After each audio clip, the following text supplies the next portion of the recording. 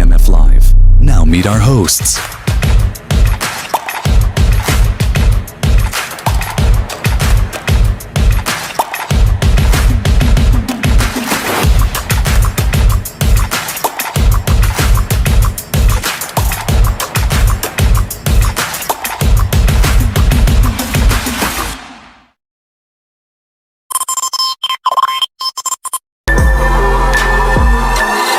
Now, are you ready?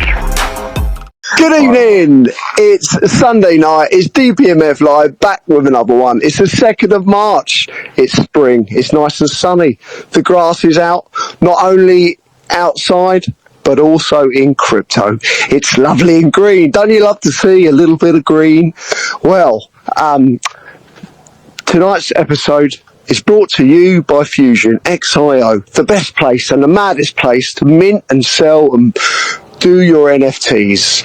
A lot is evolving in the space, so keep your eyes out about what's going down. Tonight, as ever, the panel, Dan the Man, Live Free, and Wicked Wesley.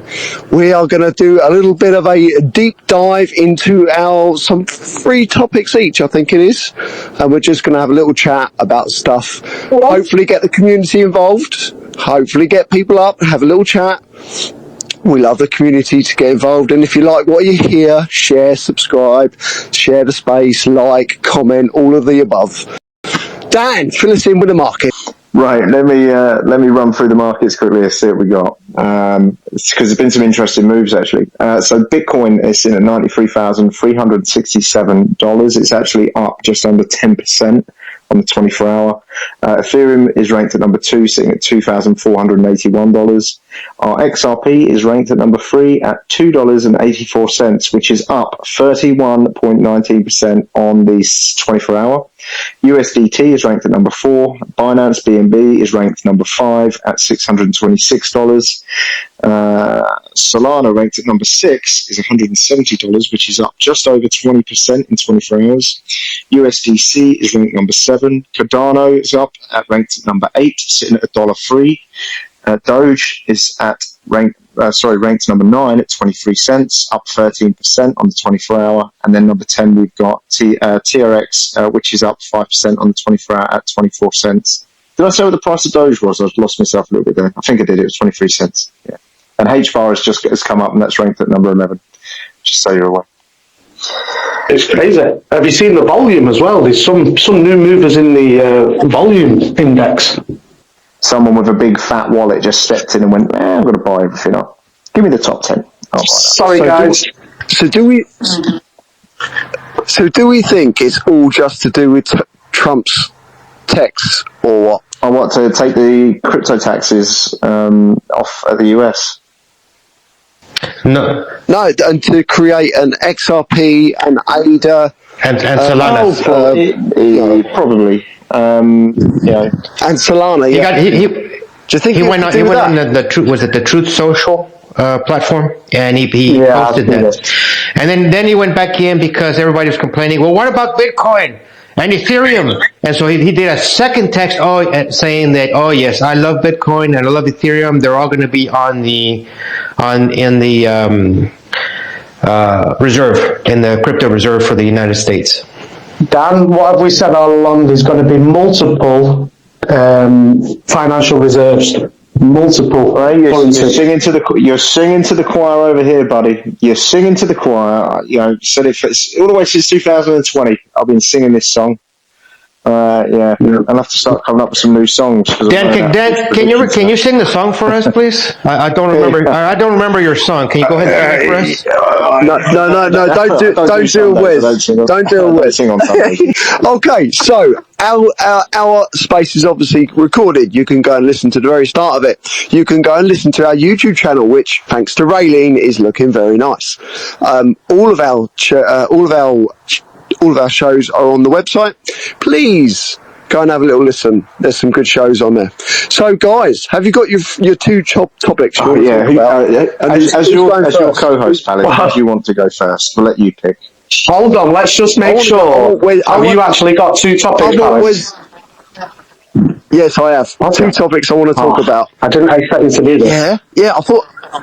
I I've been thinking about this all week. But Wes, I want you to go first. You're an absolute, you're a gentleman, aren't you? I love you, Palace, you know, just for that alone. Yes, I can you tell that my teeth are gritted?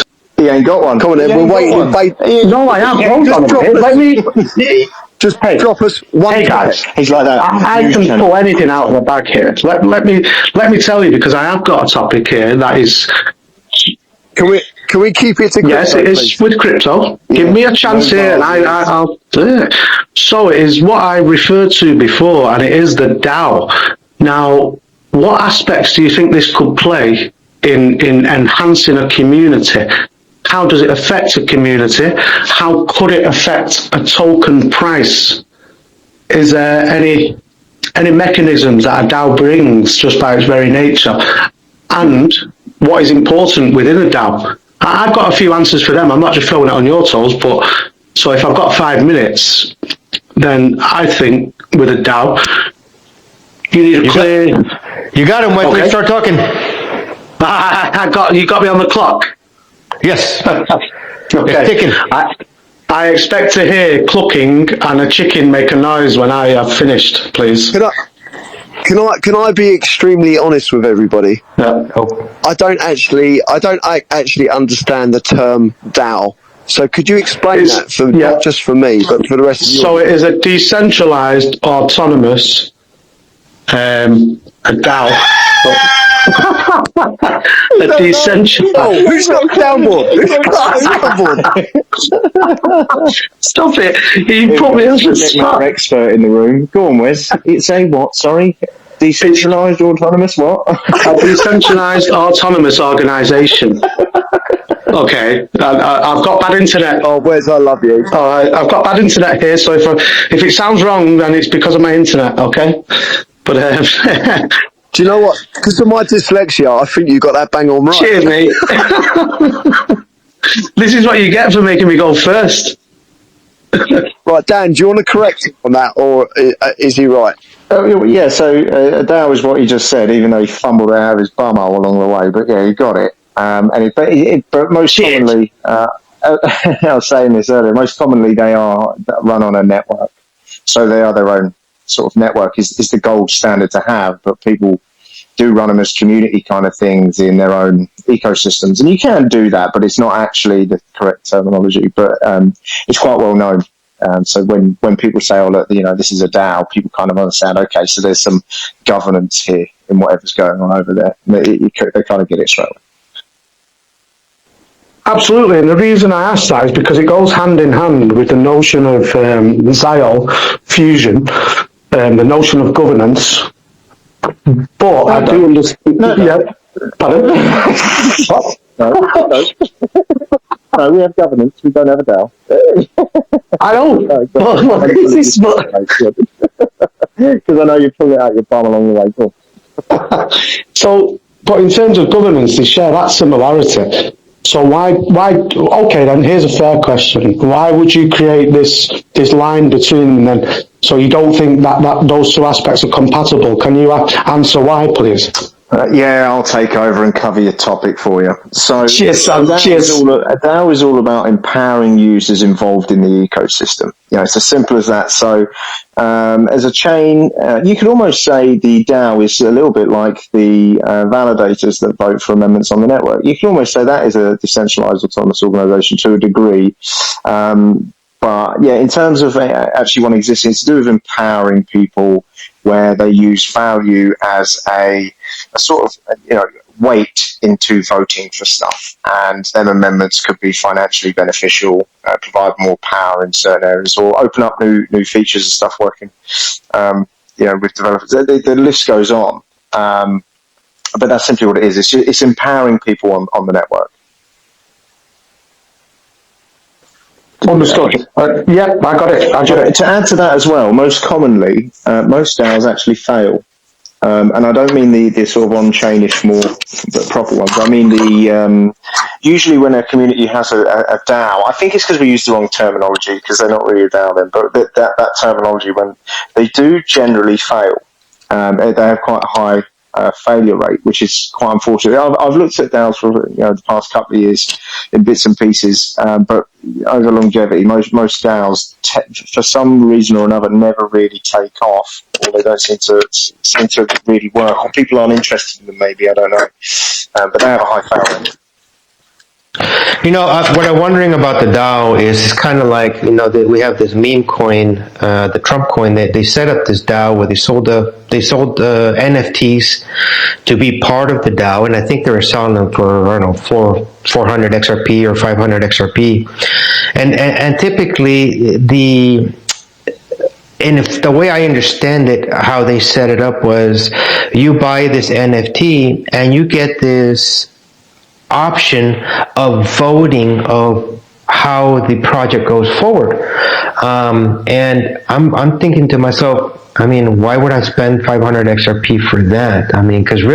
Because they still have a final vote for the developers of the project, whether they are going to follow that recommendation by that particular DAO owner or NFT owner.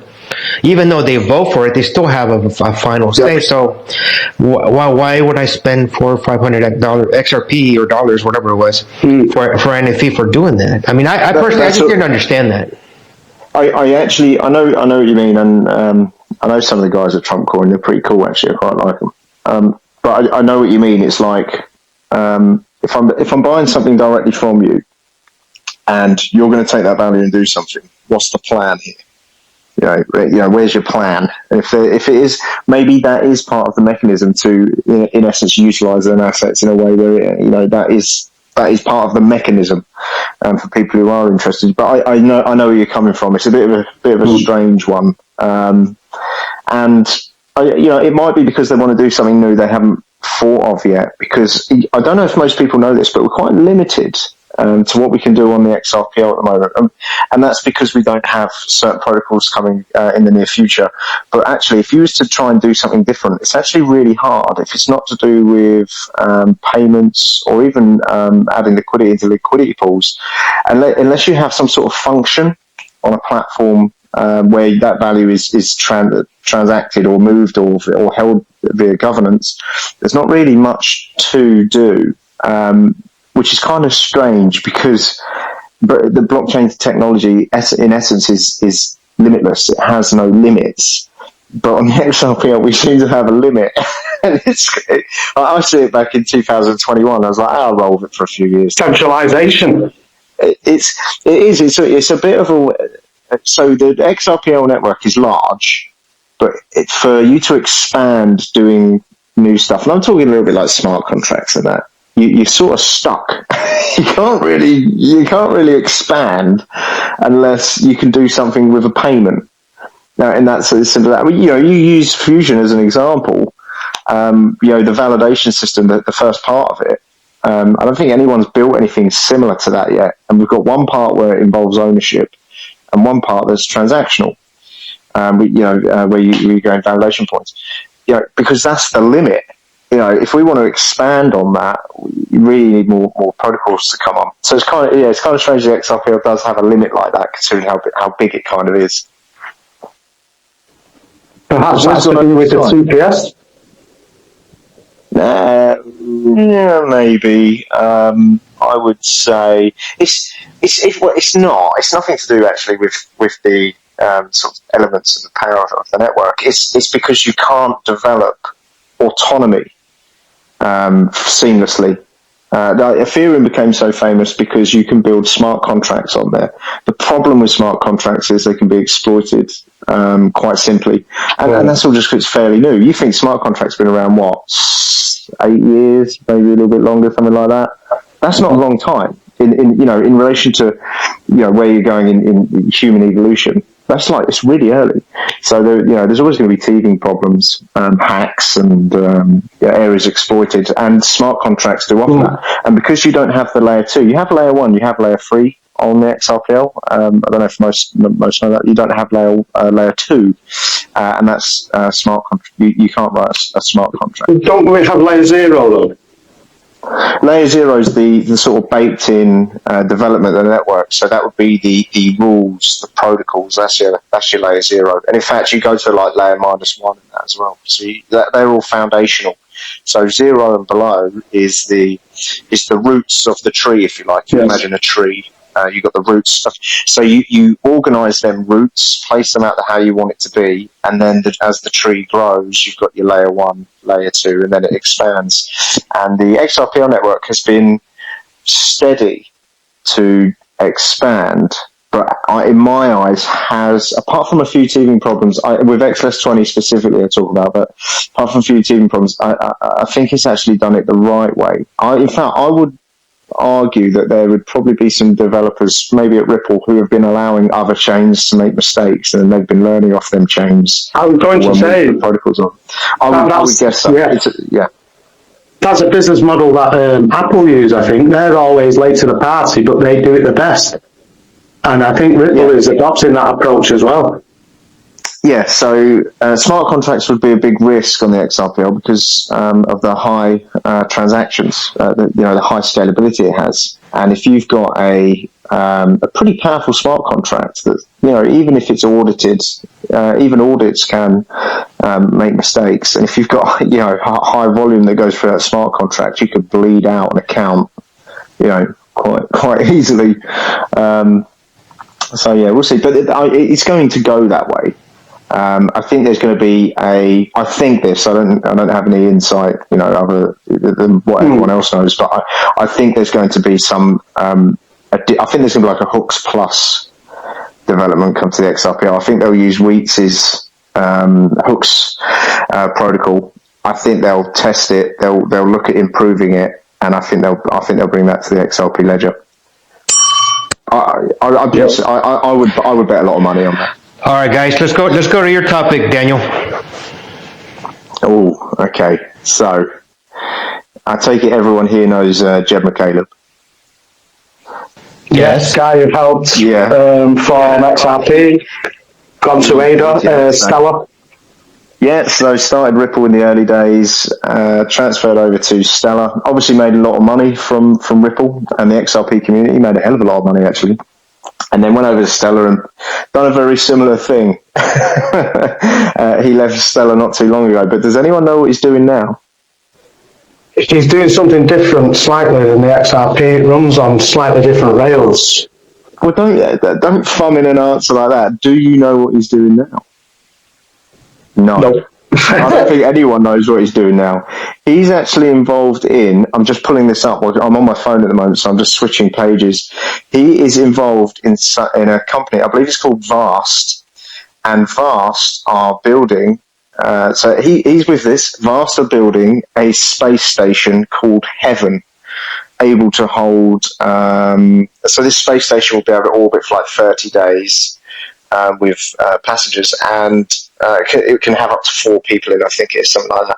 And he's now part of a project of that. Oh, you got a good topic. If you read how it's funded, it's all personally funded by Jed McCaleb. And I was like, isn't that interesting? Where the hell did he get the money? Funding from? Yeah, so that's what I was joking about earlier. He's building a space station, and I would say it's pretty much funded by the XRP community. Hey, but that reminds us of that show that we did with Reaper. I'm sorry. Patrick Riley, that's it, Patrick Riley. That was the show where you farted when he was talking and no one heard it. I did not do this thing. It was not me. It's on recording, and I'm going to keep bringing this up every time you bring up. And I might even do a giveaway to see who can find it. Oh my days! Because you got to remember, I was listening to the show in detail, picking up the funny bits. So I had my headset on, I had full volume, and I'm listening to him speak, and then I just see your little voice thing tick up. No. And it went. No. Just. Yeah, it's on recorded anyway, right? You stitched me up here. You've stitched me up. I have not. You've AI. You've AI video edited this. All right, guys, we're getting off topic. That's a low blow, Dan. A low blow. So my mic dropped out. I do apologise, but did you actually ask your question, and did we answer the question? I can't remember. What with Wes's DAO? Yeah. No, we didn't get anywhere with it. He just thumbed that one out of his bum. It didn't go anywhere. That's okay. We're on yours now. Yeah, so that's what Jed McCaleb's doing. One thing I thought was funny was the fact that it mentions it's personally funded by him. So he has a real drive right now to go into space and build space stations. Is that to do with maybe Stellar? I don't know. Probably not, because he did leave Stellar. But he's definitely into stuff that involves going, Stellar. I was just going to say, you got the name Stellar, so maybe this is supposed to be some sort of offshoot off of this. Oh, here's an interesting fact for you, actually. When Jed McCaleb was first around Ripple, do you know what they used to call XRP back then? Yeah, we said it earlier. Open coin. No. That was the company. What is Luna? Was it Luna? No, it was not bloody Luna. What kind of researcher are you? Okay, you're talking about the coin. You're not talking about the. No, I'm talking about no. So, does anyone know what they used to call XRP in 2012? Yeah, hold on. Okay, I'm looking for it, but yes, I saw it, but I don't remember. Well, I know I got the answer. I'll just tell you. I'm okay. I don't want to make you look too hard. They used to call them ZERPs. Have you got any ZERPs? Because it was XRP. They didn't call it XRP. They used to call it ZERPs. You got any ZERPs? ZERPs? How many ZERPs you got? Yeah. Interesting fact. But they still the initials for the word ZERP. Oh still yeah, XRP. it was XRP, but no one knew how to say it, so they called it a ZERP. Kind of like XIO. Some people say XIO or XIO. Yes, I do not. Well, you're special. That is American. Do you know where the XIO ticker come from? Do you know why we picked XI and O? Please enlighten us, Daniel. I will. Thank you for allowing me.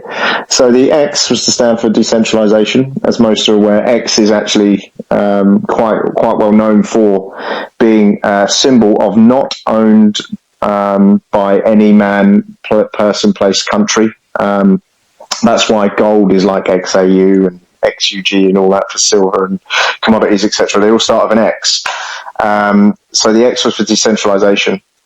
The I was for self-custody, and then the O was for social media, as in circles of friends and that. So XIO seemed quite fitting for a ticker for Fusion for where it was going. I like it. Very nice. God, so many facts coming out today. We've got ZERPs, the meaning of XIO. Just wait till we talk about Arthur Brittle. Right, okay. I really want to listen to this, actually. So, Palace, we're going to have to let their free take on this one because he's got some juicy information. Are you done with? Are you done with your subject already, Daniel? 100% if yours is next. I thought you were saying that it was going to take the whole hour. Your subject. Not when I want to hear yours. Oh, okay. You're giving him Charlie Big Potato. I will sacrifice 58 minutes of All right, everybody get your coffees and your cookies and get ready to listen. Okay, so who is Arthur Britto? Arthur Britto is a highly private and enigmatic figure in the cryptocurrency world, best known as one of the co-founders of Ripple and a key architect of the XRP ledger. Alongside with Jed McCaleb, the person you brought up, and David Schwartz, he began developing the XRP ledger in 2011. The project evolving into Ripple, which was initially called New Coin and Open Coin by 2012. So it turned into Ripple when Chris Larsen joined as CEO. Before Ripple, Britto had a diverse background. He worked as a video game designer in the 1980s, contributing to titles like Armor Alley and Crypto Media. A connection later confirmed by Ripple's CTO, David Schwartz. He is also known as, or has history of being an angel investor and served as the CEO of Information Access Technologies. Additionally, he ran an old Bitcoin exchange called exchangeyorbitcoins.com. And he holds several patents since 2006, showcasing his technical expertise. Brito avoids the public eye entirely. No interviews, no photos, and no public appearances. Now, just to add to that, yes, sir. Yeah. So what Live3 says there, if you look at Mr. Brito's history, if you go onto websites where he's on, all his photos are blank. That was one of my parts later on. You're jumping the gun there, buddy. Oh, sorry, I'm so sorry. That's no problem. No problem. That's okay. Thank you for adding to that. Thank you. God, sorry. All right. So despite having a Twitter account since 2011 and with over 12,000 followers, he has never tweeted. And then Arthur Brito's X address was previously at Arthur Brito LL. And it has since disappeared or been deleted. Nobody knows if he's back on Twitter or not, but if he is, again, it's under an unknown handle. Now today, Brito is the co-founder and president of Polysign. It's a crypto custody startup. Polysign was recently in the news, and it seems to have gone into bankruptcy. Early investors seem to have lost everything. The company has gone quiet. The last X post by them is dated November 17th, 2023. And they did repost a Ripple post in February 13th, 2024. But ever since then, it has gone quiet. There's no official word on their website about the bankruptcy for Polysign. So who knows? Maybe Arthur Brito is going to use all his money to pay off all the early investors in Polysign, but nobody knows what's exactly going on. But maybe he's building a space station, Live3. He might be the one who's building that. He's just said, but you can't jump in then. No, that's fine. That's fine. That's Wesley. Wesley likes doing that. So that's what we love about Wesley. There is a patent by him. It's called the Prevention of Incorrect Record Transmission to Distributed Ledger. It's got a U.S. application it was filed in December 11, 2020 and published June 17, 2021. And the people named on the patent, the inventors are David Schwartz, Arthur Brito, Chiranjeev Kataki, William Morris, and Kimon Papahodjopoulos. Did you say William Wallace? I love his pronunciation. That is first-class pronunciation there. Well, it must be pretty crappy because I said William Morris and not William Wallace. No, his hearing is bad, that's all. William Morris. William Morris. And anyway, so my thought is that right there is proof enough that he is a real person, because in order for you to sign for a patent, you have to have a certification, somebody certifying your signature, and nobody's going to certify a signature unless that person is in front of them with an ID. So he has to be a real person. Arthur Brito has to be real in order to be certified, in order to be able to get a patent application. That's my proof right there. And you wouldn't have picked that name if he was going to tell a lie, would you? It's a bloody crazy name. What is it? Arthur Brito? No, the ones he said before that, when they pretended to sign for him. Oh, got you. So, go back a little bit. I know about Polysign. I knew about Polysign from I think it was like 2020. I know they've only been around a few years, and I remember they were going to be quite big. There was big things with Polysign. They were like the next big thing, and I guess the reason they went into bankruptcy would be related to the San Francisco banks going down at the start of the crisis. I would guess that they were probably quite entangled with them. That was Chicago as well, isn't it? In San Francisco. It was San Francisco. It was when it was. San Francisco's in California, but yeah. Oh shit! Yeah, I'm on the other side. Yeah. You're talking about the banks going down when they had the cryptocurrency crisis. I'm sorry. I was trying to crowbar 589 into for my second topic. I'm sorry. Carry on, please. Oh, I see. So you was trying to squeeze in a subject because you knew about Chicago Mercantile. Yeah, and I genuinely think Chicago was in San Francisco, but I'm glad you've changed. Wow. 39 years of foolishness. There we go. You can skip that subject matter in school now. I think you need to look at geography a bit more, Wes. A friend to a friend. Just pull up the map of the states, have a look.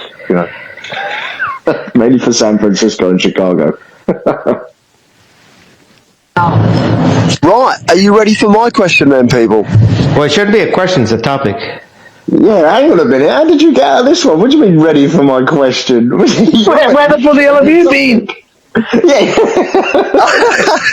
I've been here listening. I live free. I don't know how long you spent researching that, but that's pretty in depth. That's pretty good. Well played. That was deep. Well played. Anyway, it was a good bit of research there, bud. Very good. Anyway, my topic is more interactive, and what I wanted to explore is I want each person on the panel to tell me what crypto wallets you use and why you use them and what makes them good for you.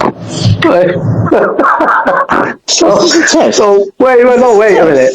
This guy. No. Listen to my theory. People that haven't got a wallet yet, and they want to know a bit of information about certain wallets that are out there that they could possibly use and why they would want. No. Hold on, he's put me on the spot tonight. Hold on a minute, just please. I'm going to mute everyone because I've got the power. Wait a minute, I'm going to mute everyone. Right, guys, I've muted everyone, and I only use this power now because you can't mute hosts, so you're screwed anyway. Oh shit!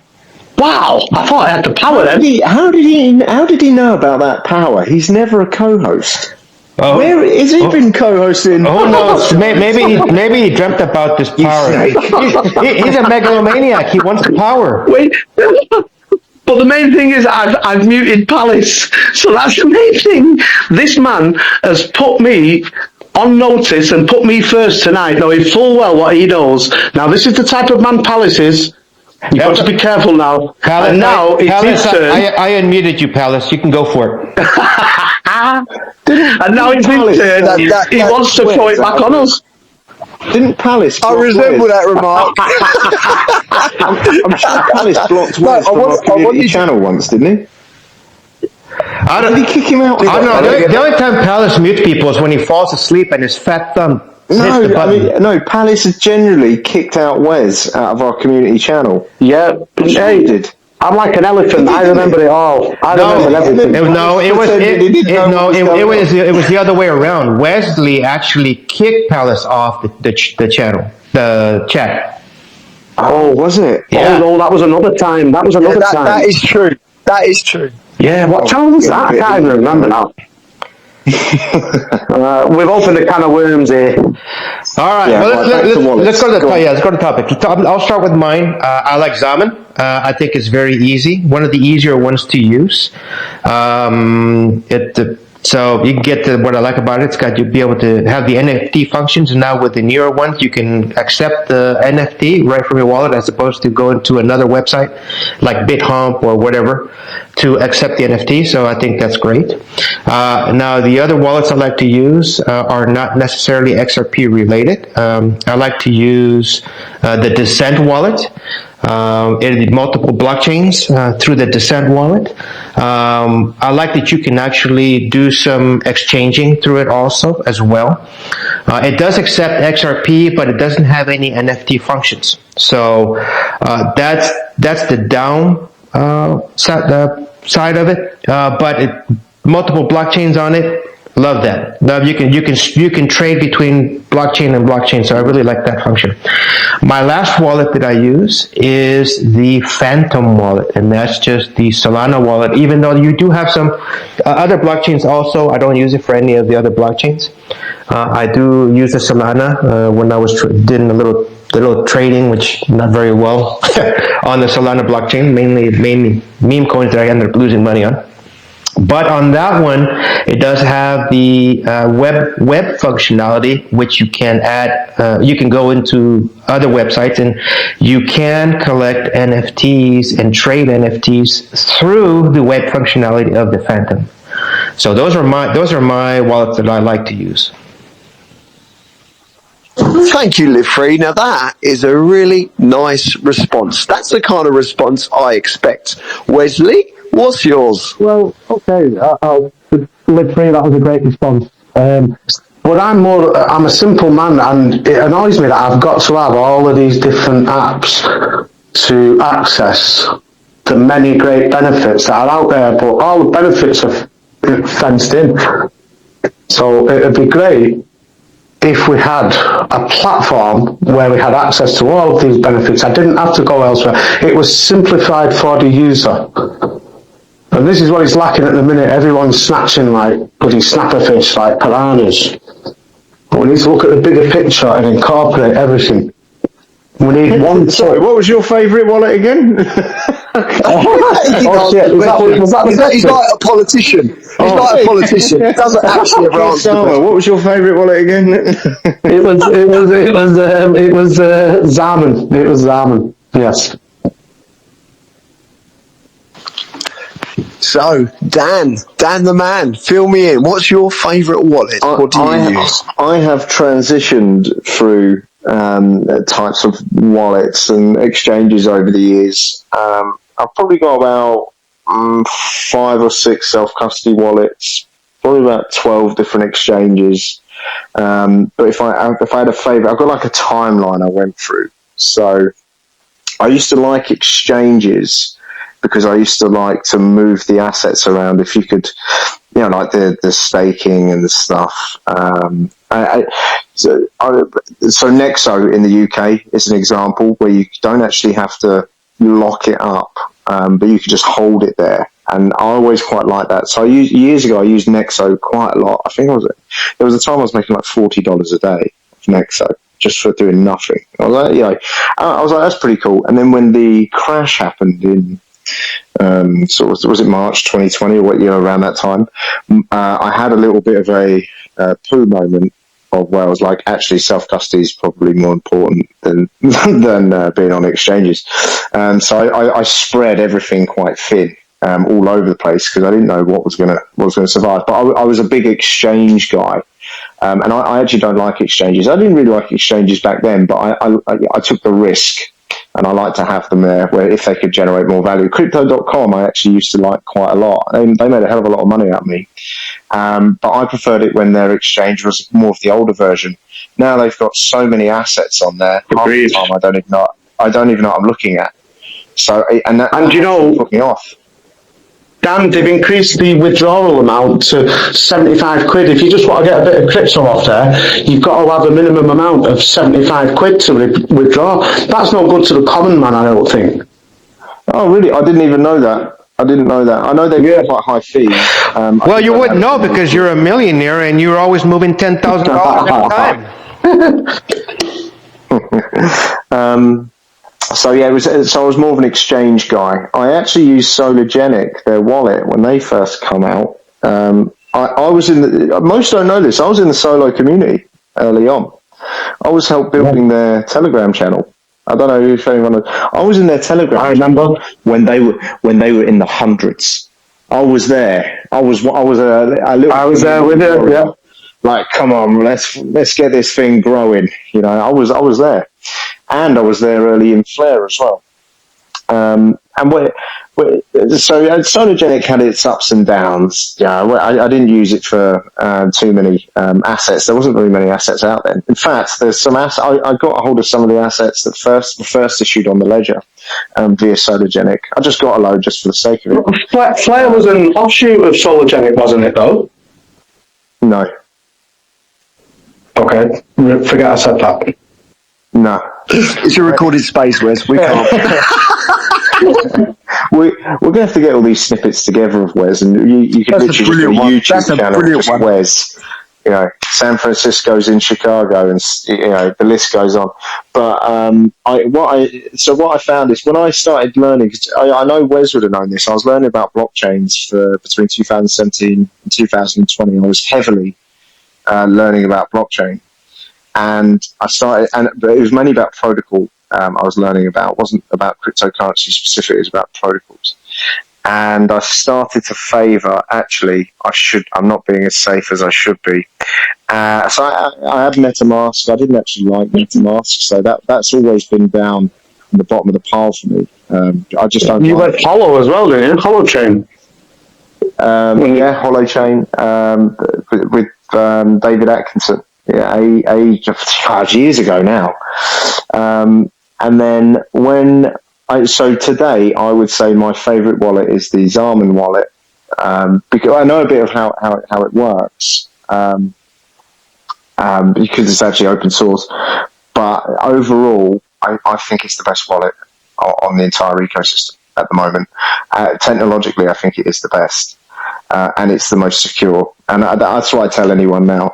Now, when you say ecosystem, we're talking about the XRPL system, or you're talking about all the blockchains? Yeah, every blockchain. I say every blockchain. I can't find one that is more secure than Zaman. So that has been my favourite for about a few years now, and so that is my answer, Zaman, at the moment. Interesting. So the reason why I brought this up is obviously the Zaman wallet is introducing. Right, Palace, 5 minutes are up. Over to you, Live Free, go. You what? Don't worry, I'm not going to bore you to death. I didn't swallow good. All right. No, the reason I brought it up is what I wanted to discuss wallet. I owe you swallowed the gin. No, not yet, mate. Not yet. You wouldn't believe what I've been doing today. I'll tell you later. Anyway, so the reason why I brought this up is I was quite intrigued about everyone's thoughts about wallets, because obviously Zaman's bringing in this payments, which at the end of the day, they're a company. They got to make some money somewhere, and you can understand, you know, things aren't done for nothing, and they've got to make some sort of profit somewhere. So for longevity and survival, every company's got to make some money somewhere. But yeah, I too have got a Zaman wallet. If you've got XRP, you can't have XRP without having a Zaman wallet, in my opinion. It's like the... Can't live without it, can you? Yeah, you can't do much. My other wallets are obviously crypto.com. I've got a wallet with them. I actually find that quite useful for the bank bit. That's me on and off. My other wallet that I really like, and it's up there with Zaman, is Bifrost. My Bifrost wallet has got this wicked feature where I can swap any currency, XRP, Ethereum, USDC, in Flare, Songbird. I can swap any currency, but obviously they take a little skim off the edges to cover their costs and stuff, which is inevitable. But I really like the Bifrost wallet because not only, and this is the one thing that it's got on Zaman that Zaman hasn't got, is that it's got the delegating feature. So your Flare and your Songbird is getting you rewards every day. Every day I look at it, I got some rewards, and it's quite nice. And that's the one thing I think's missing with Zaman, and hopefully when Dan brings out his wallet for XDX, that's something that might change the ballgame. Yeah. Well, you know, everyone likes earning money doing fuck all, so exactly. It works, you know. It's true. Exactly. So, what is the biggest? What is the? You said that Zaman wallet was the securest. Is it the swipe and the fact that it's not actually. It's actually the network. Right. But so the network makes it safe, but Zarman in itself is also very secure as well. So there's two component parts to it, but the network assists in that. The network's very good at that. So, I mean, even if your wallet got hacked into, so they could look at your wallet and they could look at everything you've got, they can't actually make the physical transaction. Well, they can't. You can only be compromised if your keys. Exactly, that's like the only way. I remember in 2021, we had a community member reach out to me and he was like, "Dan, I think one of your team members has hacked my wallet." I was like, "This is interesting." Okay, well, and it's all on a public ledger, so there's no hiding anything. And all he simply please don't talk about my personal circumstances, Dan. Come on. Sorry, Wes, I had to bring it up, mate. So it was as simple as, so I looked at the ledger, and what he'd done is he just put a buy order in months ago, and that buy order had come in. But to him, these funds had just disappeared from his account, and he hadn't picked up the other asset had appeared. So he was like, "Someone has hacked my wallet." But in truth, it was his own action. It was human error, and you'd be surprised. Human error is very common. But yeah, you'll struggle to find someone. In fact, I don't think you'll find anyone who'll say my wallet's been hacked that doesn't involve the keys being compromised, because it's basically impossible. The only way you could go about it is by essentially hacking the nodes. Is the only way. From what I can tell, that's the only way. Cool. If anyone down there would like to join in our little chat, put your hand up, come and join us, have a little chat with the four amigos, if you can handle the pressure. Our shows are on YouTube. We've got everything recorded, and it was all going on our website, and we have such fun, so it's good to come out and hang with the boys. Next questions then, are we on round two? We're not on questions, we're on topics. Yeah, well, we've done my topic. Let's move on before there's tumbleweeds. Wes, topic number 2, go. What? You can't just do that. Topic number 2, go. What the hell? You can't just do that to a man. Topic number 2, go. Topic number 2, go. Right, okay. Vimto, do you know where it was made? It was made in Manchester since the 1800s, and it got closed down in about 1999. And now we've got no bloody Vimto. It's not built in Manchester anymore. Hang on, I'm very upset about. Isn't that a drink? Isn't that a drink? That's a drink, son. Yeah, it was made at a place in Manchester. What the hell does that got to do with crypto? Isn't that a... Well, I'm getting onto that. Pardon? Is that a Robinson's brand? No, it was Vimto. It was its original brand, and they sold out, and then they've moved out of Manchester. Very similar to Boddington's Brewery. They've moved out now. That was in Moss Side. We had Terence Brewery. That's moved out. Yeah. Wait, what the fuck are you talking about, mate? Well, this ties into crypto because... No, don't ruin his flow. Don't ruin his flow. I'm sure there's going to be a nugget here in a minute. Go, Wes, go. There is a nugget here. All these things are moving on. But we have to think, could crypto have helped this situation? If people would have come together in the community, because it was a great source of income, a great source of jobs. If these people could have invested in that company, would that have helped? And crypto, we're missing the trick here. It's all about fucking people profiteering at the minute. It's all about people trying to buy high. Oh no, shit, that's me. I mean, buy low. Shit. I genuinely made that mistake then. So we genuinely have to buy low and sell high, but that is the only mentality that we've got now. But the power of crypto and of blockchain technology is that community, like a DAO. That's why the DAO fascinates me, because the community run it. And I understand the need for a bit of centralization. You need people who make the demands of the people into actions. They turn the voice into action. So you have to have that element of centralization, but I think it's a fairer way. People might call it might have socialist aspects to it, it might have communist aspects to it. Let's not be scared of saying this. It may have a lot of aspects to it. I'll tell you what, I'm going to take my hat off to how someone could combine Vinto with blockchain and then slide into a DAO. I wouldn't have thought it was possible, but you, sir, you've done it. You've only gone and bloody done it. Cheers, son.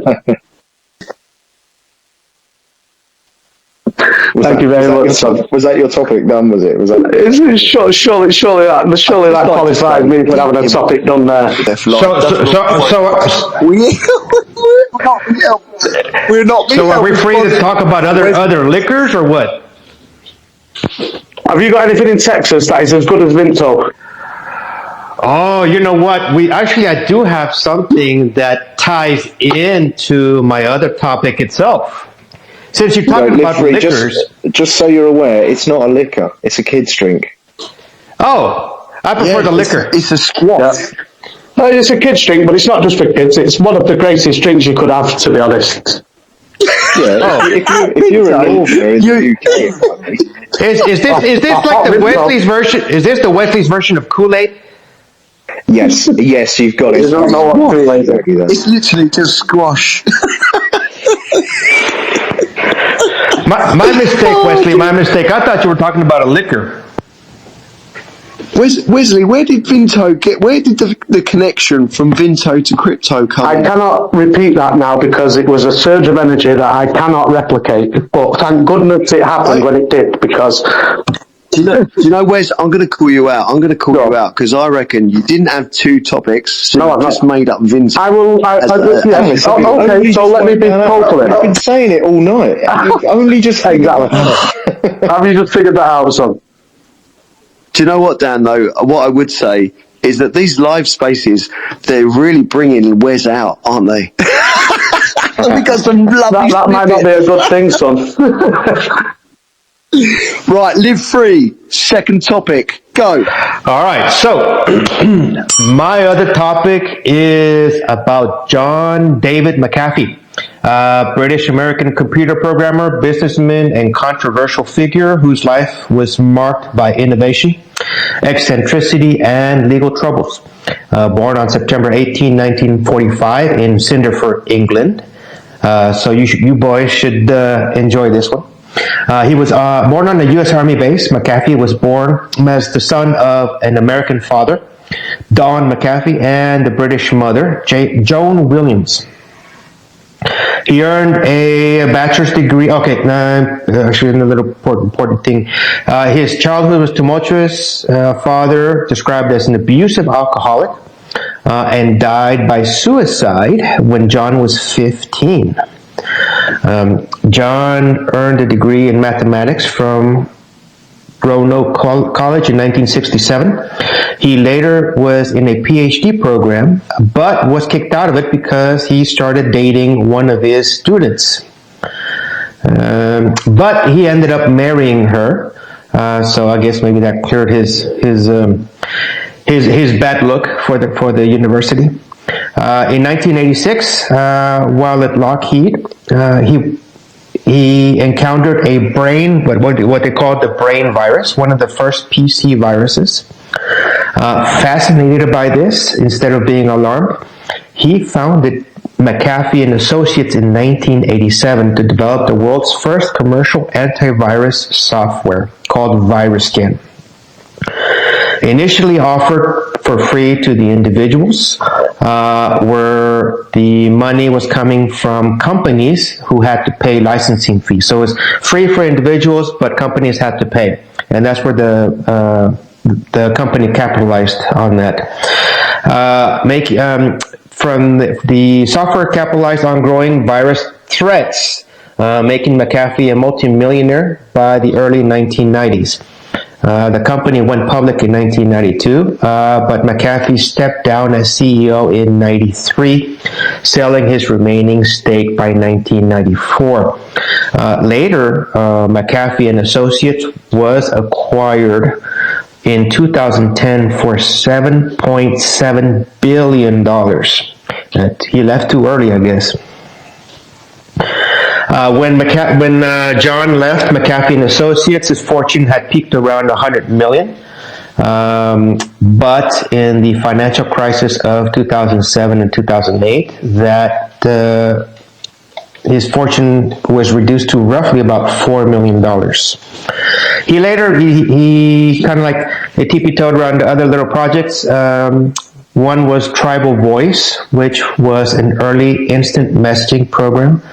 Another one was Zone Labs, which is firewall software.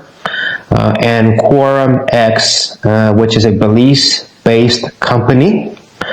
When he was in Belize, which is starting in 2008, it was a marking point for him and his notoriety. In 2012, his neighbor Gregory Fall was found dead from a gunshot wound. John was named a person of interest. He fled Belize, fearing that corrupt authorities there would actually kill him.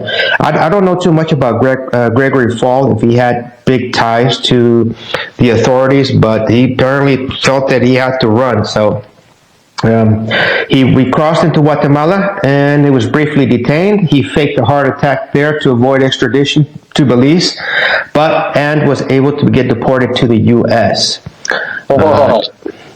Then his life remained kind of chaotic ever since then. Then, this is something I never knew. He married Janice Dyson, happened to be a former prostitute he met in Miami in 2013. Then he ran for president, U.S. president, as a libertarian in 2016 and 2020. Finishing runner-up in the primaries, but he didn't get further after that. Then, after that, later years, he was seen embracing cryptocurrency, living on yachts, and dodging the U.S. authorities over tax evasion and fraud charges. He was arrested in October 2020 in Spain while attempting to board a flight to Turkey. And he was fighting extradition back to the United States from 2014 and 2018. On June, all this time now he was in jail. On June 23, 2021, hours after the Spain's National Court approved the extradition back to the United States, McAfee was found dead in his cell at Brian's 2 prison in Barcelona. Now, are you going to cover the? In fact, I'll let you keep talking because I'm going to jump the gun otherwise. No, go ahead. Cover what? I was going to say his body was never actually handed back to the family. That was my next paragraph. Yeah, okay, I'll let you carry on. Okay, so he died of an apparent suicide by hanging. His wife, which was Janice, and his associates questioned the official ruling, citing his earlier statements, like 2019 tweet saying, "If I suicide myself, I didn't. I was whacked." Suggesting that he would never take his own life. In another tweet from November 2019, he also wrote, "I have no intention of suiciding myself. If I do, it will be Epstein," because he knew that what they had done to Jeffrey Epstein. When the Spanish government investigated the death, they showed actually the videos of the CPR being performed on John. And in those videos, he still had the noose around his neck.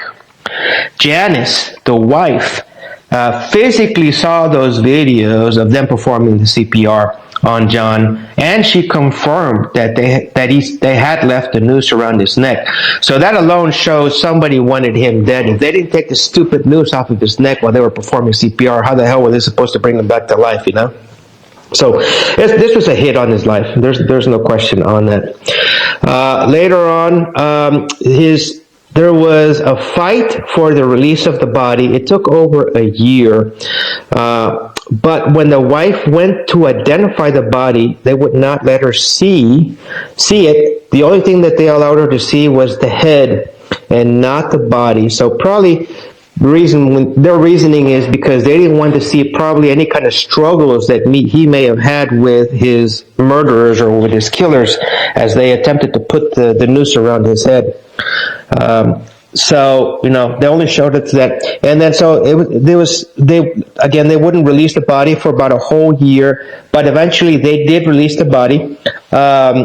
but it was released to the morgue, where he was cremated, and then the ashes of John's body were given to Janice to bring home, and she is currently living in California. So, did Janice? I don't know this part. They weren't clear about it. Did Janice, the wife, see the body go into the crematorium, or did she just receive ashes from the state's prison or from the morgue or whatever?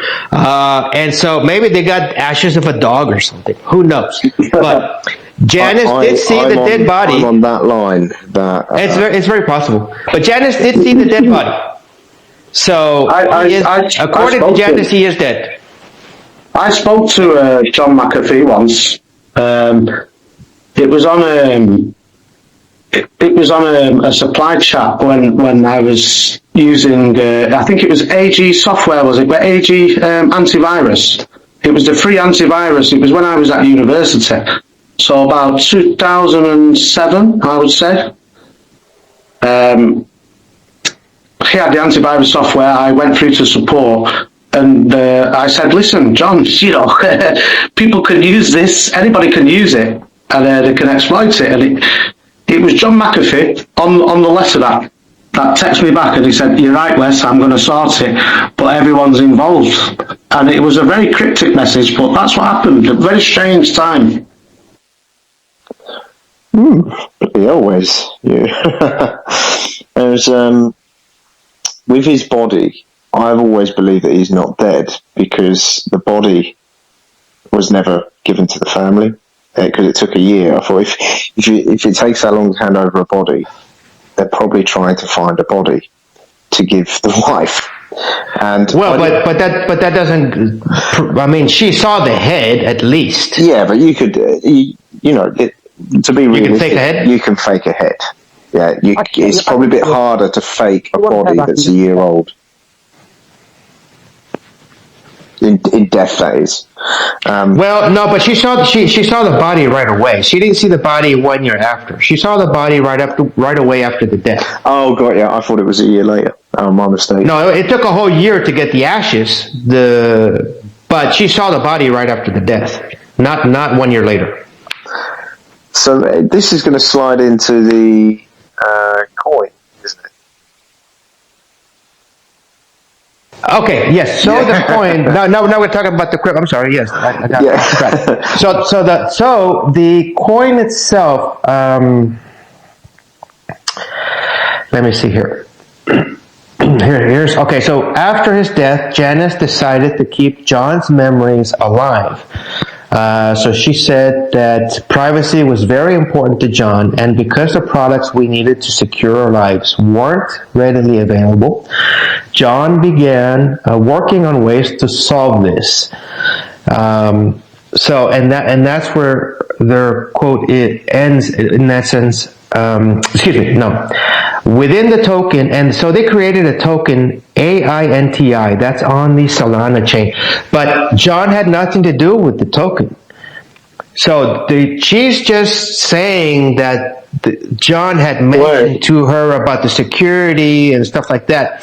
And so then they created the token AINTI, but it was Janice himself. John had nothing to do with this token. Yeah, the AINTI, yes, Wesley, go ahead. So I'm sorry, but can I just correct you here, because they actually, as soon as he died, they created another token on the Ethereum network, and it was McAfee token, which was supposed to be him.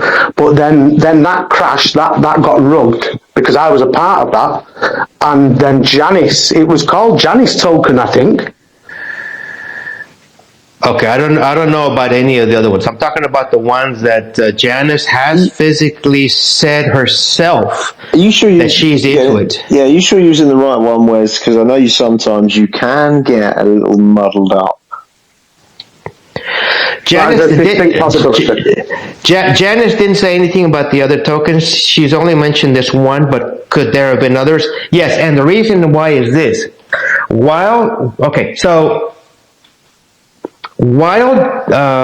John right after Janice married John McAfee, her pimp, she was a prostitute.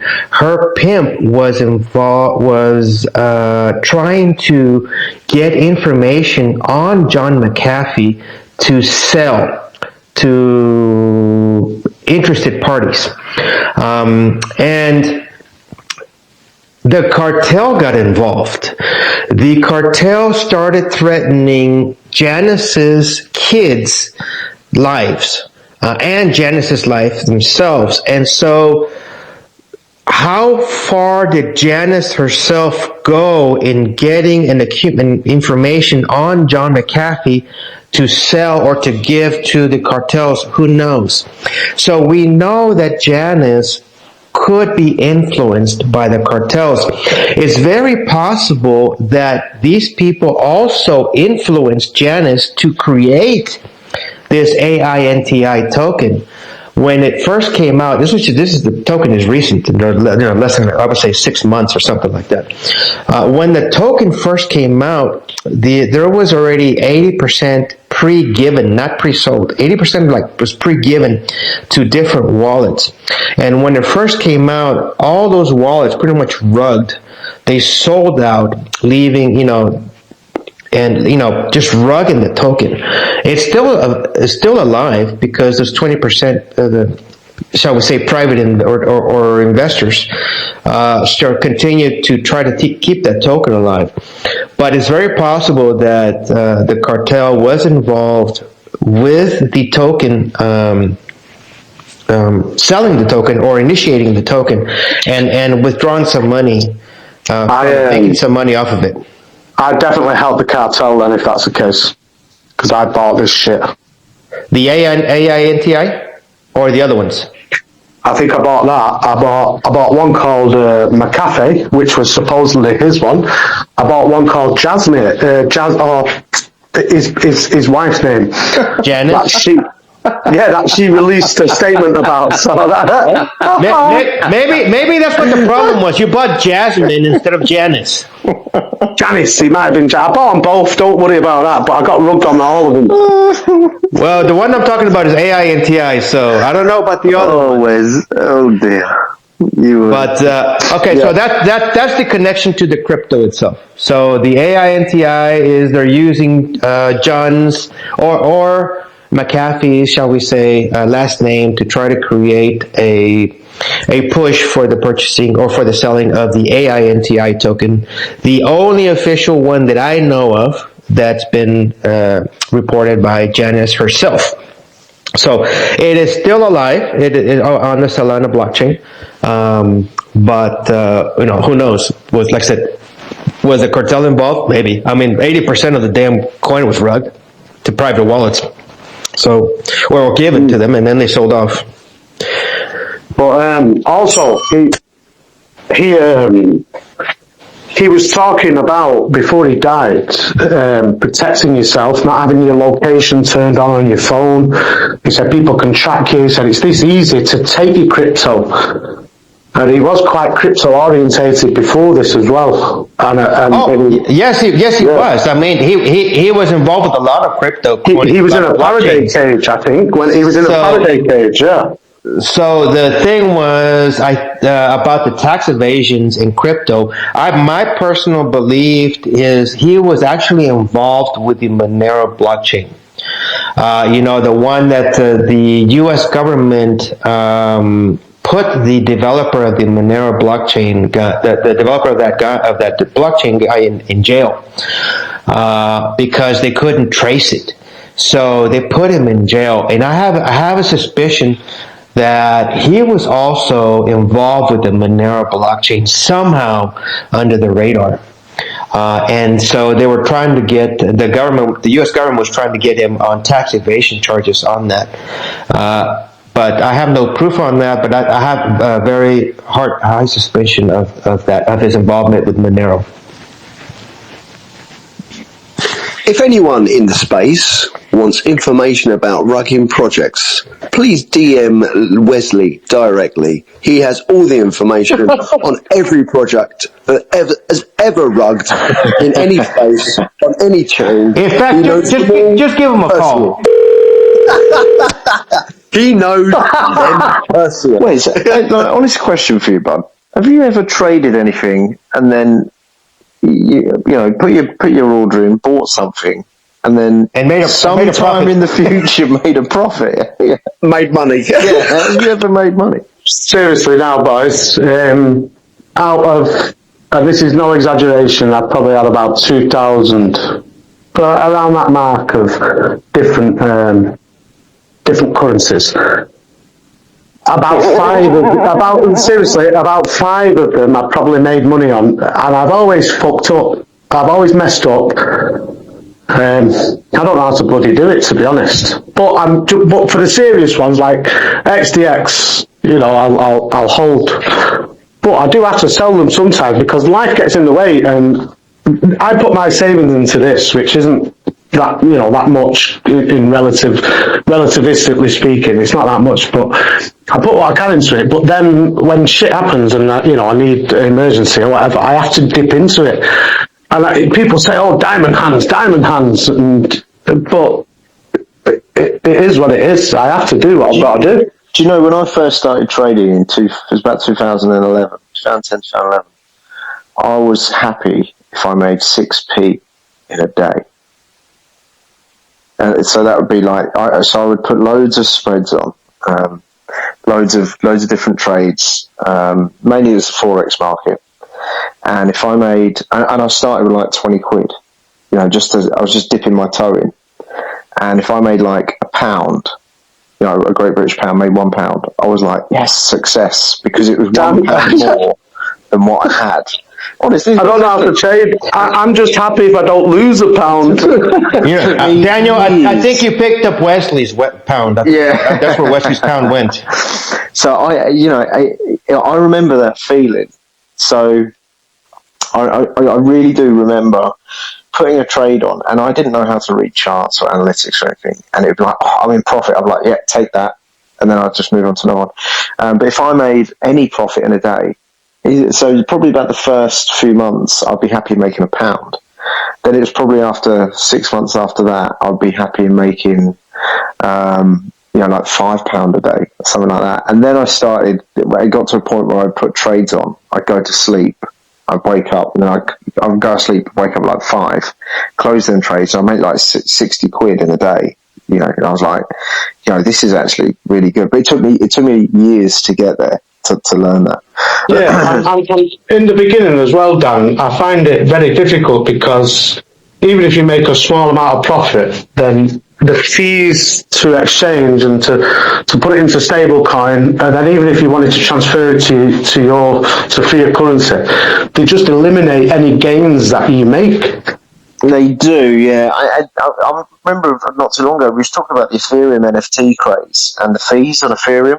Remember, like, This is not even on and off ramps. This is just like a transaction fee. I remember paying a transaction fee like 60 quid, sometimes like 180 quid. But and I would pay them fees. But do you know why? Because I was buying an NFT for like $5,000, selling it for like $8,000, something like that. The fee was just didn't care. Like, it don't matter. It just didn't matter. So when you're doing like small amounts, on off ramps hurt. Because it's like you can't transact a small amount off. It has to be like reasonable lumps, and that's where we have a problem. That's where everyone has the same problem. The exchange rate is just it's more expensive than international transactions. So I know. At the minute, it don't make sense to me, Dan. I think there's a big disparity between what people think and what it actually is, because bloody hell, it's worse. It's worse than what we're trying to solve at the moment. Because to move any amount of meaningful money, and when I say meaningful, I mean to the common man, to the unbanked. Let's look at the unbanked, for example. The biggest example of that is in Nigeria, South Africa, all of those places. I was actually thinking about this today. I was thinking about this today. I think the users in blockchain are dramatically inflated. I think there is a massive user and underrepresented as well. You know, the XRPL claims to have, let's say, I think it's something like 6 or 8 million wallets. Yeah, there's probably like 1 million users. Then on the million users on the sort of self custody side, there's probably about 20% who maybe use the wallet to do other stuff, and then you've got a really small percentage who sort of venture around. I think it is so small. Now, if you put that into consideration, think of an exchange, because I know exchanges inflate their numbers. If an exchange is inflating their numbers, how on earth do they make money? Because you think they got to cover the servers, then they've got to cover developers for new assets. Yeah. Then they've got They're getting paid though as well. For anyone to list, they've got to pay money, haven't they? Tokens. I think, and I've said it to you before. That's their biggest revenue, is just listing assets. They don't give a flying fuck what that asset does, whether it goes to the moon or whether it crashes to the ground. Don't matter. Once they've got that listing, that's a business. That's a revenue complete. So they don't care about what the asset does. They just want to get listed, and they'll charge like 5, 10, 15, 20 grand or whatever to list on an exchange. Well, if we've got exchanges with low user base and you've got tokens that are not coming on, where they're going to make their revenue? Well, it's going to be on off ramps, isn't it? And if their outgoings like, I don't know, 20, 30 grand a month, and you've got a low user base. Exactly. So what does that mean? That means that's why CDC have put the prices up to increase the bloody. Yes. It goes in line with a low user base. Now, think in the future. Let's just say, in hindsight, let's say in the future, everyone is on blockchain technology. The on-off ramps will probably be dirt cheap because there's that constant stream of on and off. They can charge less fees. So and I was thinking about this today. I was like, because I don't know if this for sure. But if I was to piece everything together of what I know and fill the gaps, I would say that there's very, very, very, very few people that are actually in blockchain, especially self-custody and especially self-custody platforms, where you connect a wallet to use a platform that isn't an exchange. I would say it is probably the lowest it's ever going to be, probably about now, probably for a little bit longer. I estimate there'll be a pivot point, so we're flat for a bit of turn after April, I think, roughly. So about a month's time. But yeah, I think we are that small. So imagine if there's 6 million people on the XRPL. Some people go, that's quite a lot. Well, actually, in the UK, we have 60 million people just in this country, in the UK.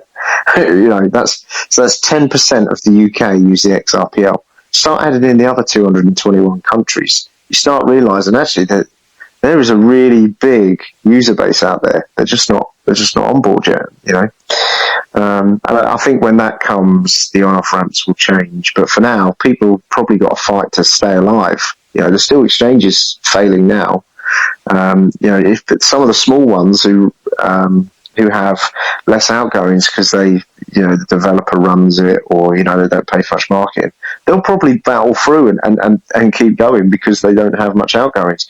The big ones, though, I reckon some of the big ones, I wouldn't be surprised if something comes out soon. Mark my words, I would not be surprised if something comes out where we start losing a couple of big ones soon, because there's just no money in it anymore. We're not making anything.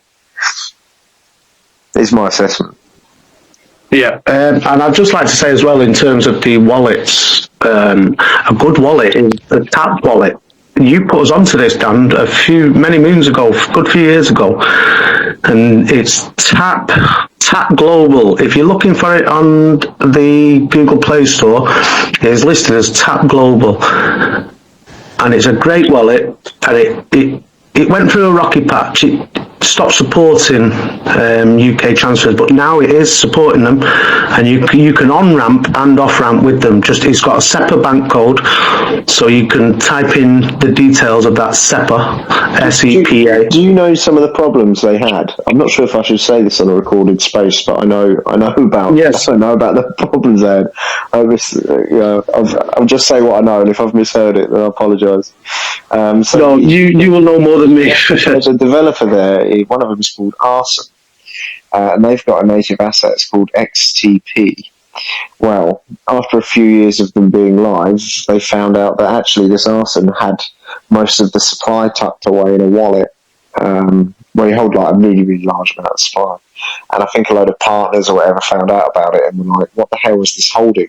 And he was like, "Oh yeah, that's mine." He's like, "Well, that wasn't we wasn't aware of that. So it caused a bit of an upset. I think that was about a year or 2 years ago. I'm not even sure if I'm supposed to say it, especially on a live recording, but I've said it now, so fuck it. But yeah, they did have a rough patch. No, they operate from, or they office from Gibraltar. Yes. Which is we and some people go there in the Isle of Man and the Bahamas because of tax reasons. Generally, anyone from them areas is usually doing something shady. Instead of going down the proper route by the book.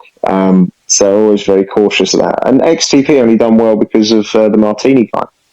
The Martini guy promoted it a while back, and it took off. And weirdly enough, there was a charting technical for where it went to. However it gets there, we never know. But I remember saying to everyone when XTP, because we got in there like near the bottom, didn't we? It was pretty much the bottom of the yes. the chart, and I was just telling everyone, look, just get involved in this, it'll pop at some point, and then boom, off it went. Just for full clarity, I fumbled this one as well. Just to add as well, when we interviewed 589 last week, right, did you guys see what happened with their chart? Did you see what happened after the price prediction? I bloody well did. I missed that one. Hey, off it went. but it dumped back. So it went. Somebody bought big. How much has it dumped? They dumped it. How much has it dumped? That was probably when It went back to its original price. It went. Oh, great stuff! But it did great stuff. It did do about a 12x. It did do. It was about to the 1.6 fib, which was a sort of buy move. There was a buy move there. I see it, and we brought it up on the show, and then I think it was a few days later. Off it went, hit that area. It went just over it. Actually, it went just beyond it. It was about a 12x or 13x, and then I didn't know what happened after that. So if Free says it went back down, and it happens. But that's what trading is. Nothing goes up in a straight line. Nothing. And if you look at any chart of anything, just pull up any equity.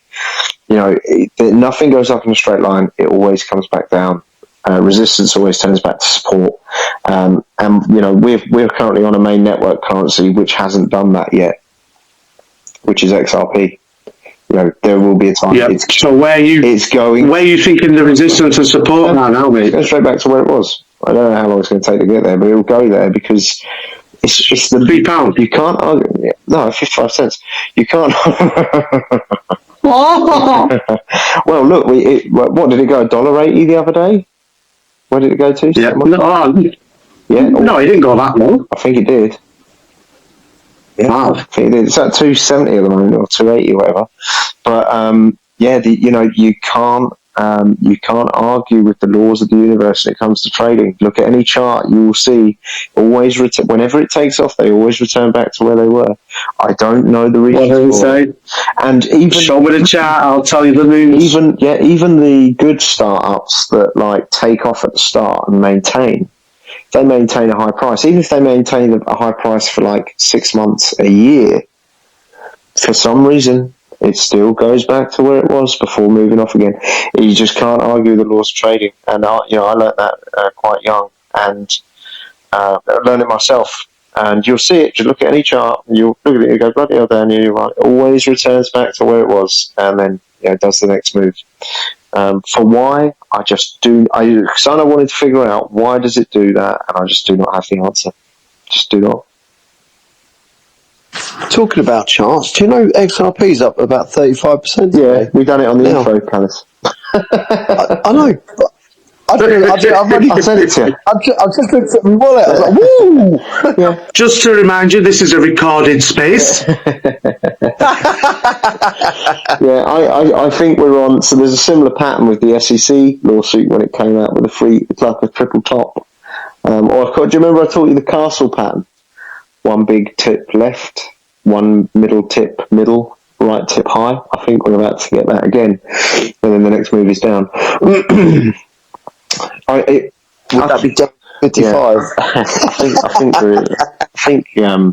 I've got 55 cents as an entry point, and I'll wait for that. I had 30 cents before, and we talked about that.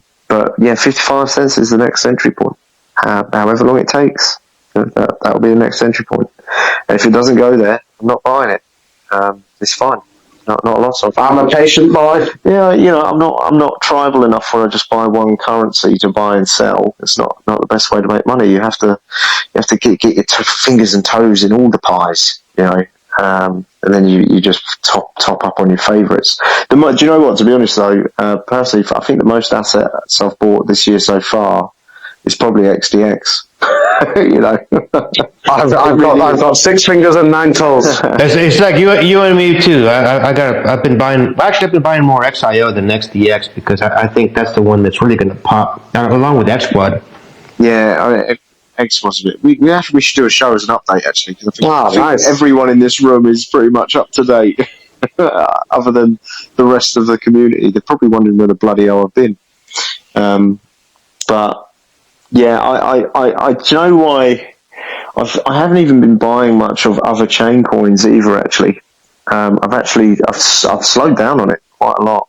I don't trade so much on other chains because what's going on with some chains crashing and the odd hacks here and there on a few ones and a few hacks of exchanges. I'm so bloody cautious now. I've got stuff on other chains, but I'm just being very careful. I'm a bit worried that there's even though Trump's coming, I'm a bit worried there's still something bad's going to happen. There's something lingering in the back of my mind that something's coming for the market, and it just hasn't happened yet. Yeah, just being cautious. I actually quite like it when I hear loads of hack because it gives such great buying opportunities. Oh, I mean, it does. Fundamentals haven't changed. You're still in the project for the right reasons. So it's only because a hack has happened on an exchange. It's nothing to do with the actual coin itself. What is that noise? I think Darth Vader's on the panel. That is not me. That's worse than a fart. I mean, it's live free on an oxygen machine or something. No, I'm okay. I'm breathing. Do you still hear dialysis? Do you still hear it or no? No. Yeah, no, noise is gone. Thank you, live free. What is it? And I was go on. Sorry, I just thought it was an iron lung. What the hell is going on?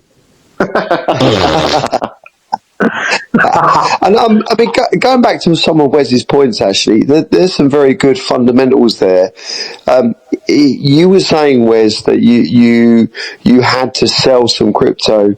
So fundamentally, one of the things that we should be advising people is never to put money that you can't afford to lose or money that you actually need. Well, so don't over wedge yourself, as it were. I know it's easy in hindsight. Did you say don't over wedge yourself? That's a great phone. What a saying! Don't over Wesley yourself. Don't over Wesley yourself. That should become a verb. Yeah. I mean, no one's got a crystal ball, and you and I am actually a little bit guilty of this myself. And you do have to slow yourself down. You have to stop the FOMO at some point. You can't. No, that's not what it is for me. Like, not so much the FOMO. It is, but still. Well, you know what? I just think you need to consider this. Okay, so we put money into investments so that we can later withdraw. So the same way, I've invested in the gold and silver and other investments. Right now they're up, so it's time to take them out. Use them for whatever you want or whatever you need to use them. And when they're down, you're gonna buy them again. Same thing as with the crypto. I mean, if you're going to put money into crypto, we're all into crypto to make money. There's nobody's into crypto to not make money. Yes, you can say I want the blockchain to proceed, and I like the technology, but you're still in it to make some money. So you buy your coins and you sell them when they're high. So there's nothing wrong with buying and selling. That's what they're for. It's just investment that you took from your physical wallet. Hold on, Wesley. You took your money from your wallet, your fiat money, and you put it into a digital fiat, shall we say, which is the crypto. And so then you sell it because you're either making money or you need it. Same thing as like silver and gold, or same thing as putting fiat in a savings account and taking it out of the savings account because you need to pay your kid's tuition, or you need to pay the emergency room hospital bill, or you just need to buy a nice dinner for your wife. That's the way it is. You use it. That's what it's for. It's for you to use.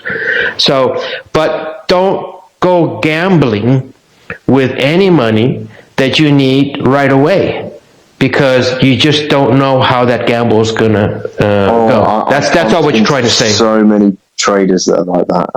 I had a trading guy. He was a crypto trading fanatic, but he traded the same as Wesley. He'd text me. Not too long ago, he'd text me and say, what do you think of this? What do you think of that?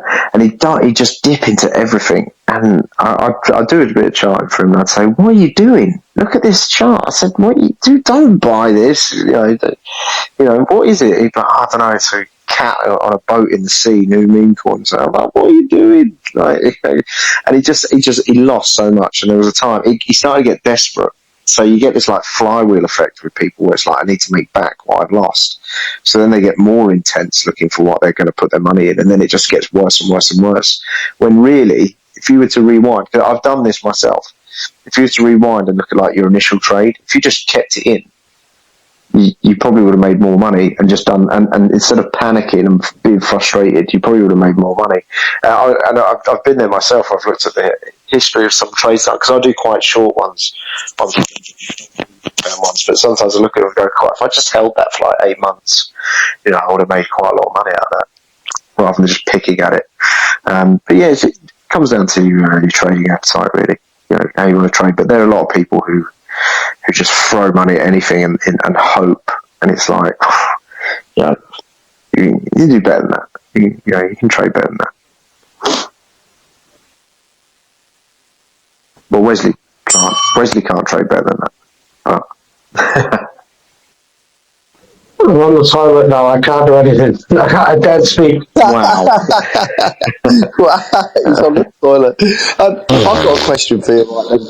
Yeah, doing exactly that. Right, so my question then. I read a comment on a very well-known, very well-educated, very successful trader, right? And his comment was, crypto is just internet points.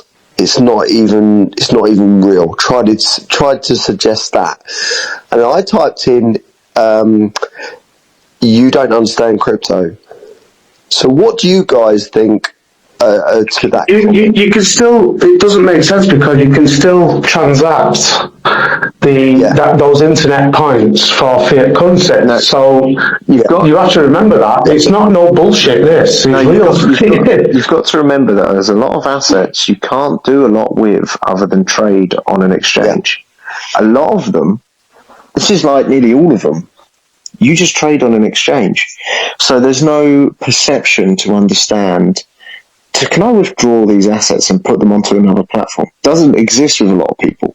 So that's probably where he's coming from, where it's internet points, because you're just literally gaining points for cash. But then you add in the additional use cases of governance, like the DAO we were talking about earlier. Like a decentralized validation system, buying NFTs and using currencies in different ways. That's not actually normal to a lot of people. So what we're doing is not like people understand crypto and go, I'm just going to go on this platform and start validating some people with their own asset. That it's not normal. There's like 0.00001% of people in crypto that understand that. In fact, if you look at the statistics on the XRPL, there is 47,000 users own NFTs. Right, just as an example. Yeah. So that means it's lied about, isn't it? So that means definitely lied about. That means 47,000 people have connected to an NFT exchange. Right, and then half of them own more than 2. So there's a good chance that some of them got sent to them as an airdrop. So the amount of users who even understand using the currency beyond trading, most don't. They just don't. And it's fair to say that most people look at crypto as just an investment vehicle. Bitcoin being the leader and who has the largest user base, it is literally Bitcoin is just using on a trading chart. You don't use Bitcoin for anything else. Some people would argue I've got ordinals and an NFT exchange, the one in Australia, but overall, people aren't buying Bitcoin to go and buy something with it. They're buying it because they want to be a millionaire overnight, or hoping that it will go to $1 million overnight. Yeah, that's why they're buying it. Well, could I just offer a bit of a different argument here, because I think a lot of people who own crypto, whether it be Bitcoin, Ethereum, XRP, anything, are doing it to turn a profit. And they are doing it. That's what's happening. That's what's going on. People, and the important thing is that it can, the utilization comes in its very first instance, that you must be able to convert it to fiat. Our notion of fiat now, but I think that's going to change. Our notion of fiat, that's going to change. But at the minute, it has to be useful. So I can't wait for the day where the fiat is irrelevant and we're actually just using the crypto. That will be the day where we've made the right decision, and that's when you will reap those benefits. So that's the time when crypto will really come along. Well, what besides crypto, when you say fiat, you mean talking about physical cash? I mean, because really, if you think about it, along the same lines, just using credit cards, you're in essence using a digital money. It's no different. We're already doing it. We can send money digitally. Yeah, so we're already in essence in the digital world. Absolutely. So in essence, cash, physical cash, like the dollar bill or the dollar or the quids or whatever, they can disappear. We're still using it, but along the digital lines via credit card or debit card or whatever. Yes, Wesley, go ahead. Do you think, Live Free, do you think as well that we might already be using, should I say they, the right pronoun here, they, on our behalf, on the bank's behalf, when we're using the banks, they might actually be using that way of remittance. That's the key word here. They might actually be using that anyway without us knowing, because it's the most efficient and effective way. We don't even know, but it would make sense, wouldn't it? Do you know, we using that terminology, efficient and effective and efficient way. Crypto is effective and efficient to us because we're in it. We're on it. Some of us are building on it. Some of us are designing on it. And some of us are, involved in assisting in building stuff on it. But you look at the public, the general public, they wouldn't look at crypto being as effective and efficient. You give someone the Zarman wallet app, you say, hey, look, get started. Put these keys in. They're like, what the hell is this? And then when they've even got the wallet on, they're like, so how the hell do I fund it? How do I activate it?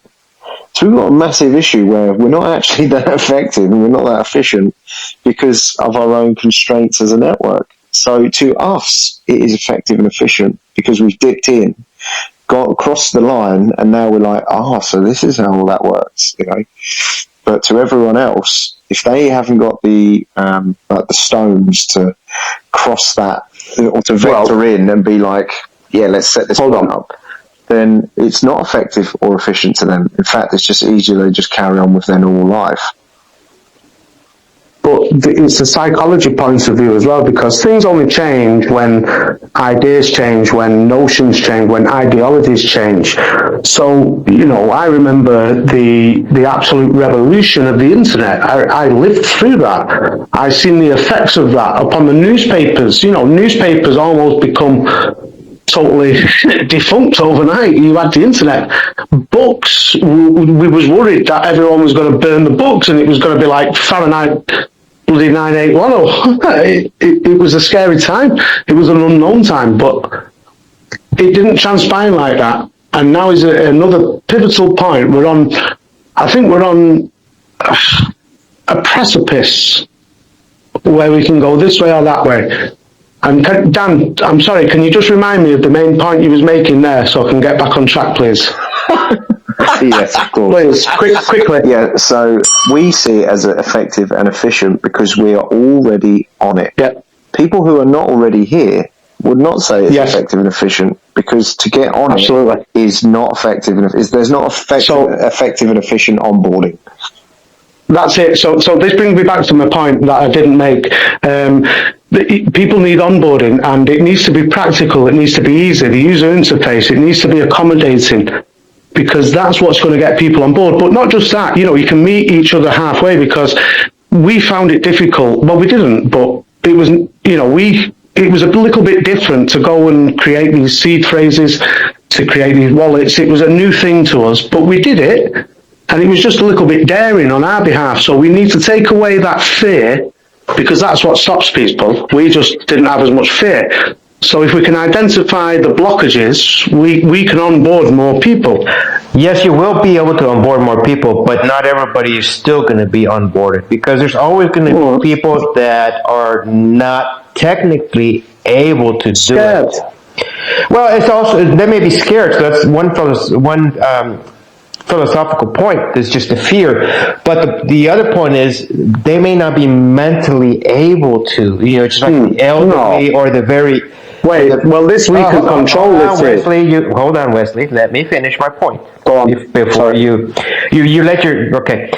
So there are some elderly people that they can't even control a remote control for the TV, and let's say even to try to send money, and you have to copy and paste the address. I mean, how many of us have not screwed up in that and sent money to the wrong wallets and just lost money like that? I can imagine a lot of these elderly individuals, sending $5,000 or $10,000 because they forgot the decimal point or whatever, and they just lost all their savings account. So what our current technology, our abilities and wallets, they're not set up for people like elderly or very young. So that is in our capability to change. That is a goal to change. It may not be our capability, because you have to have a wallet that's advanced enough to be able to compensate for the lack of maybe mental ability for individuals. Hold on. No, compensation is a strong word. No, no, it's not a strong word. What are you talking about? Because then you would be liable to replace the money if anyone made a stupid mistake. No, you're thinking compensation for financial compensation. I'm talking about compensation for mental abilities. I'm not talking about compensation monetary. I cannot compensate for your mental ability, sir. Just put yourself on mute, man. Let me finish. It's like every fucking 5 seconds you're bloop, bloop, bloop, bloop, bloop, bloop, bloop. It's like I'm not talking about financial compensation because they screwed up. I'm talking about the project itself, the wallet itself compensates technically for the lack of mental capacity of a user. I'm not talking about that the project is responsible for that individual losing. I'm talking that the project has to design a way that allows users of lower mental abilities to use that wallet, to use that project, but it's never going to happen because you can't. There are some people that can't even go and use a credit card right now because, or buy stuff.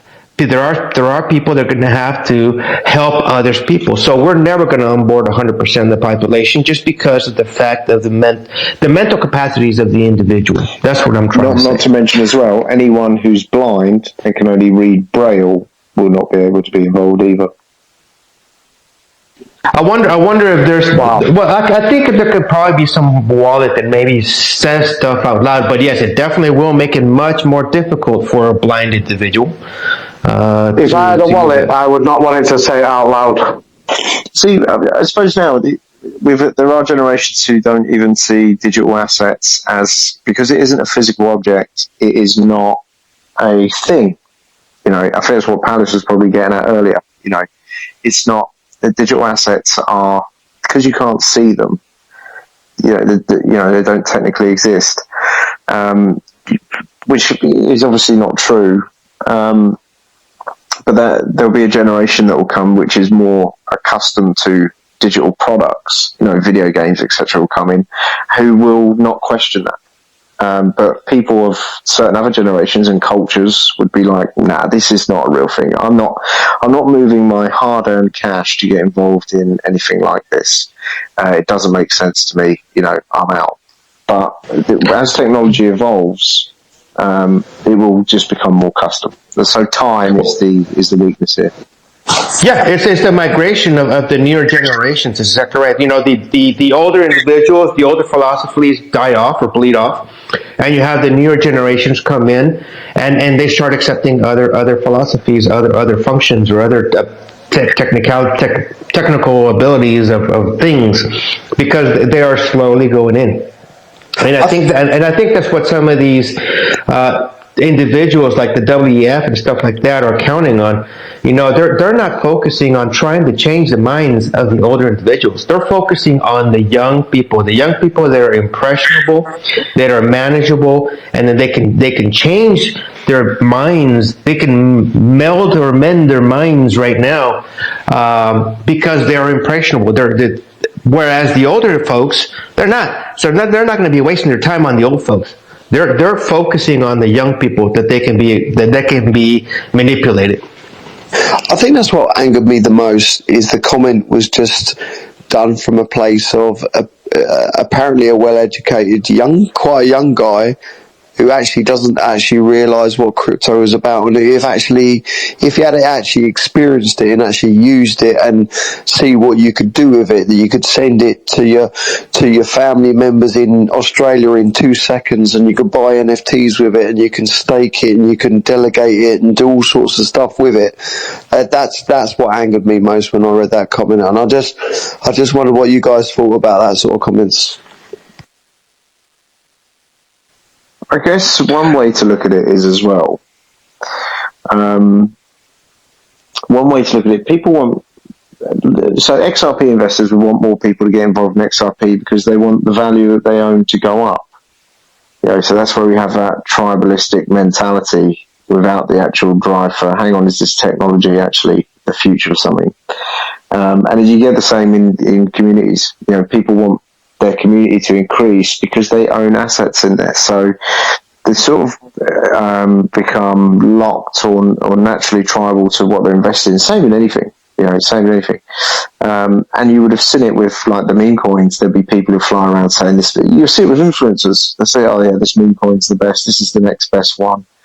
But really they're only saying that to sell it. And we've got this, it's a pretty vile culture, to be honest. No one wants to admit it, but there's a pretty vile culture in crypto where it's very money orientated.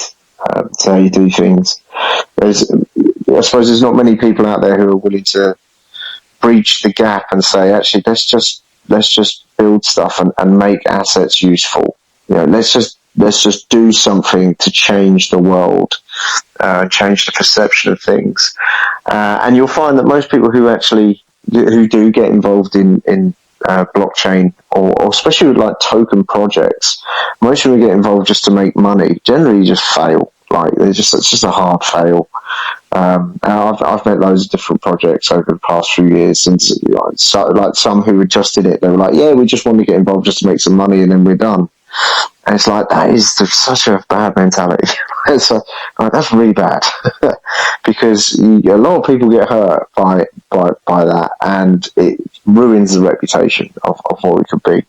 So that would be a reason why we have a low user base as well. You think people are going to hang around like putting money into assets? Look at Wes. He's just admitted earlier he's been in about 2,000 assets. About 5 of them have done well.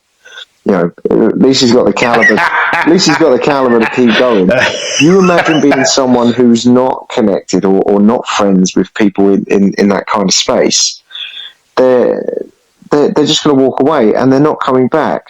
So that would be why we have a low user base now. And what will happen next, I'd imagine, over a period of time, is the ones who stay are not in it to make money for themselves. and they'll be the ones that just keep going. And that's probably the only way you're going to be able to identify, what's going to last and what's not. And at the moment, you have token projects failing the time. I brought this up before. We haven't seen a chain fail yet. We haven't actually seen that, and there are ways it could. But what happens when a chain goes because of the low? What about FTX and stuff? So FTX was slightly different as a company, but I mean, like, as an entire chain. We haven't ever seen that. And if there is a low user base, which I estimate there probably is a lot lower than we're all, everyone's screaming. If no one's using a chain and it just starts getting worse and worse and worse in decline, all of a sudden the developers are funding it to keep it online. Eventually, the world would dry up. So, how far could it go later? Well, what talking about like the believers in the projects or the believers in the blockchains and stuff. I mean, I think you can see that. Like you said, the ones that actually stick around, the ones that I'm not saying donate, but add stuff to the project. They give recommendations for a project. They stick around when the price goes down. They don't sell out. Those are the actual believers, and those are the ones that actually should, in essence, get these type of positions in those projects, because that they're not going to run away with when times get tough, because they've already been through the tough. Joe, here's an interesting fact for you, which I'm pretty sure no one knows. I'm almost certain of it. We're probably the only XRPL project that take our own asset in daily in terms of payments. So we probably earn the most revenue in terms of our own asset in comparison to every other XRPL project on the network. That is probably a fact. We take an XDX, and we're waiting for that YEM. Yeah, we take an XDX, XSquad, and XRP daily. So that comes in daily. It comes in different amounts. Sometimes in waves of large amounts. Sometimes in waves of small amounts. But it comes in daily. Is a key feature, and it's our own asset. It's our native asset. So we're taking it off the market. And I don't think there's any other XRPL project that's doing that yet. The closest would be Solargenic, and they burn theirs, where we put ours aside for borrowing and lending later. So we keep the amount of assets, but then still utilize them without actually liquidating the market. And what about projects like the Expector and Expectorverse? They do take Expector tokens as they sell their NFTs and stuff. They do, yeah. And you know what? That involves, you're right, but that involves some man-made, or it involves like a man-made outcome. So someone has to design the NFT, then they have to put it on sale. Ours is automated. So some days I don't even look. I don't have to do anything. It'd be same developers, and it would come in. So we've got an automated procedure, and a lot of our stuff with Fuzion is also automated later. Some users earn, and some we earn. But I would, if you look carefully, I guarantee you'd notice actually the DPMF are probably the only ones that take their own asset in as a form of payment. And that's why we're all here for you. Yeah, the four of us up here.